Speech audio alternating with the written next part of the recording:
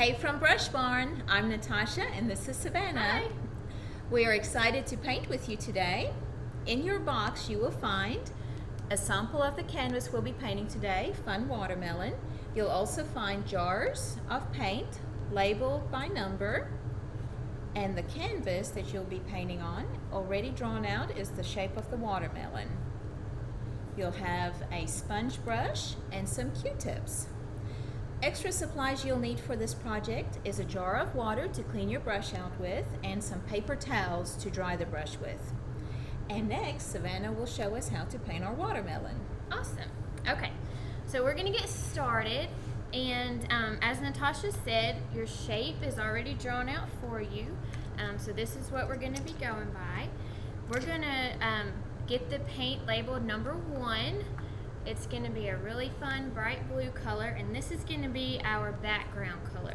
So we're just going to dip our sponge brush in the paint, and we are going to paint on the outside of our watermelon shape, like so.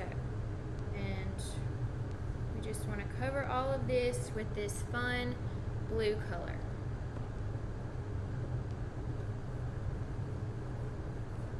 And the sponge brush works really, really well for this. It gives you really good coverage. And don't worry if you get into the watermelon shape, we're going to cover that up.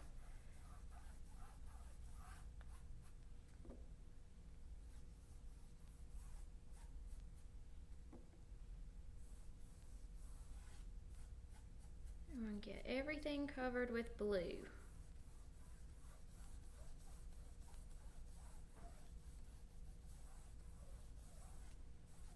Okay, yours should look something like this when you're done with the background color.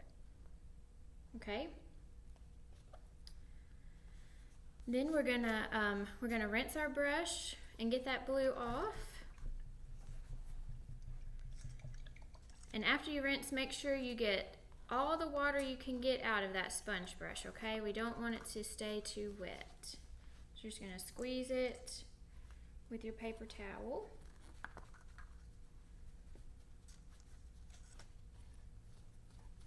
And we're going to start with the green labeled number 2. So it's going to be our darker green.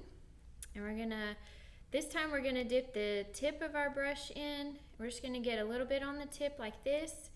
And this is going to be the edge of our watermelon. So we're going to go along the edge. We're going to use the tip of our sponge brush. And we're going to follow this shape with our green. We're going to follow the shape with our green. And it does not have to be perfect. This is kind of a free-flowing watermelon.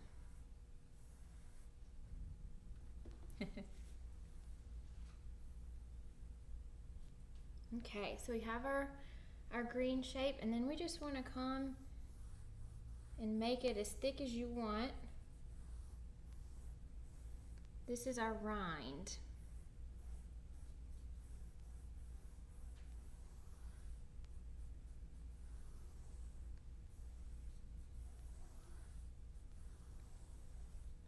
Okay, so yours should look something like this. And then we don't have to rinse our brush. You can pat some of that off on your paper towel, and we're going to go directly into the green labeled number 3. It's our lighter green. And we're going to dip our tip of our sponge brush in there, and we're just going to go, we're not going to let anything dry. We're going to go right here, and it'll kind of blend with that dark green, and it's going to make a really pretty rind for us. And you can blend it as much as you want to.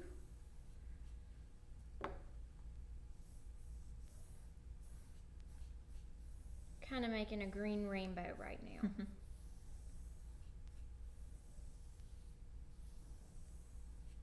Okay, so it should look something like this. Okay, and now we can dab that off a little bit on our paper towel, and we're going to pick up some white, which is labeled number 4.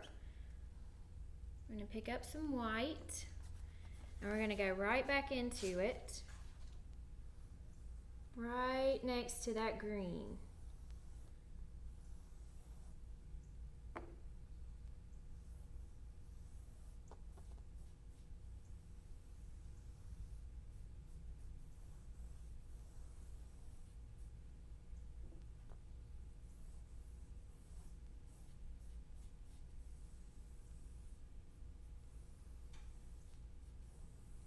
Okay, so yours should look something like this. Okay, now we are going to rinse our brush again because we are about to start the pinks. You may have to squeeze that water out into your jar first because it holds a lot of water. And try to get as much water out as you can.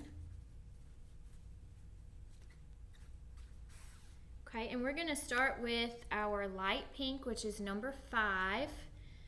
We're gonna dip our brush in there, and this is gonna go right up next to the white. And we're gonna go in a rainbow, kind of rainbow right there next to the white. And then we're gonna kind of just bring it down like this.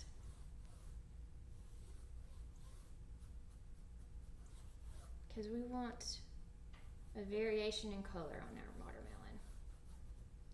Okay? You can bring it down as far as you want to. We're not filling it in. We're just kind of bringing some of that color down. Okay? And now, the number 6 and 7 pinks, they're darker. And this is kind of where you can get creative. You can blend this as much as you want. You can dip it in number 6 and come in here and start filling this in like this.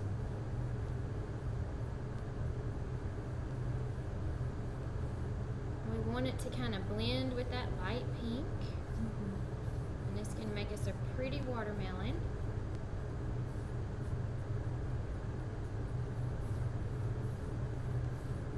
And then you can dip in number 7, which is our darker pink, and kind of put it down here in the corner if you want to.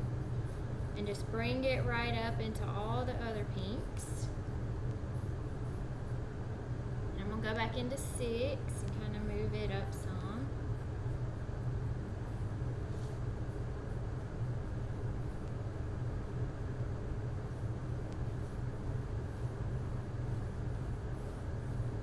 Bringing 6 up high. Then we can dip back into number 5, our lighter pink. See how it's blending very nicely.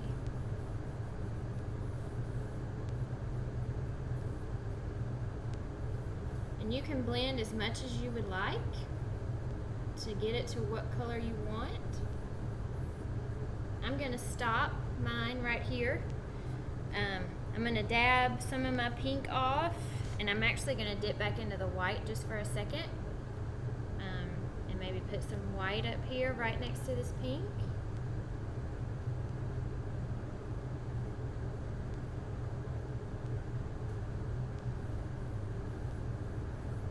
Okay, now we have our watermelon, and you can't have a watermelon without seeds, so well, I guess you can. But we're going to make seeds with our Q-tip. You will have a Q-tip. I'm painting with a pencil eraser today. And so I'm going to show you how to do that. And so you would just dip your Q-tip into the black and just get a little bit on the tip. And then I want you to turn your watermelon where the pink is at the top, because we're going to make our seeds going down towards the corner. So we're gonna make a little circle and then a little bitty thing, a little tail on that going down, if you can see that. And so you can put as many seeds as you want on your watermelon, and they can be as big or as little as you want them to be. just gonna put a few on mine. And then we'll see what we got. Okay. Beautiful. Awesome. And then you should be done with yours as well. This was fun and fast, and we hope that you had a great time doing it. We hope that you send us pictures of your watermelons so that we can post them on our page. And thank you so much for painting with us. Look forward to seeing you paint with us again. Yes. Bye. Bye.